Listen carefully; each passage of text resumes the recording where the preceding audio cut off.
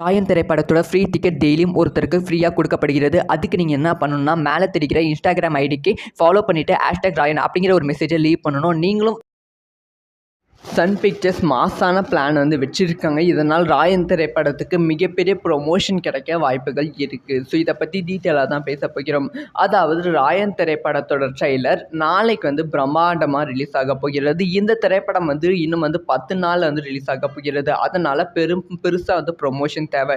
So இந்த திரைப்படத்தோட ட்ரெய்லரை வந்து இந்தியன் 2 ரிலீஸுக்கு முன்பே வந்து ரிலீஸ் பண்ணலாம் அப்படின்னு தான் படக்குழு வந்து பிளான் பண்ணியிருந்தாங்க.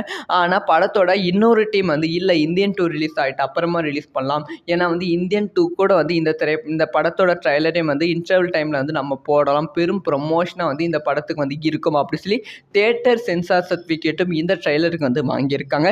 ஸோ அதனால் வந்து இந்த ட்ரைலர் வந்து இந்தியன் 2 திரைப்படத்தோட இன்டர்வல் பிளாக் வந்து போடப்படும் அப்படின்னு சொல்லப்படுகிறது. இதுக்காக வந்து கமல் சாருக்கும் வந்து சன் பிக்சர்ஸ் வந்து நன்றி சொல்லியிருக்காங்க அப்படிங்கிற தகவல் வந்து வெளியாகி இருக்கிறது.